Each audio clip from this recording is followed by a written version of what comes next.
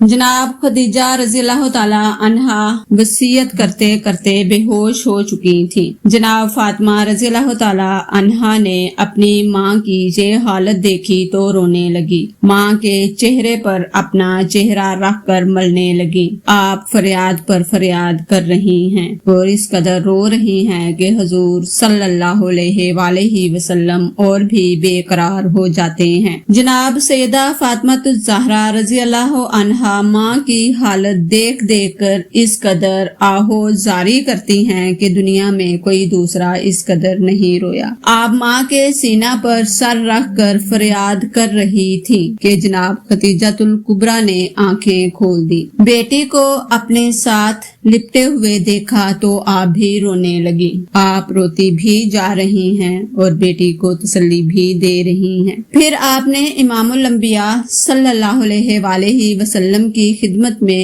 ایک اور درخواست پیش کر دی کہ یا رسول اللہ، میری خواہش ہے کہ آپ کچھ دیر میرے سامنے ہی تشریف فرما رہیں تاکہ میں آخری بار آپ کی زیارت کو توشہ آخرت بنا سکوں اور آخری بار نیاز مندانہ سلام الوداع عرض کر سکوں۔ میرے سرتاج، مجھے مرنا تو ہے ہی، مگر آپ سامنے ہوں گے تو جان آسانی سے نکل جائے گی، احساس مرگ کم ہو جائے گا۔ میرے آقا آپ کی خدمت گزاری میں 25 سال برس ہو گئے، مگر یوں معلوم ہوتا ہے کہ چند گھڑیاں تھیں جو آپ کی رفاقت میں گزاری اور اب پھر علیحدہ ہو رہی ہوں۔ میں التماس کرتی ہوں کہ قیامت کے دن مجھے اپنے دامن رحمت میں جگہ دینا اور میری طرف سے خدا تعالیٰ کی بارگاہ میں عرض کرنا، میں درخواست کرتی ہوں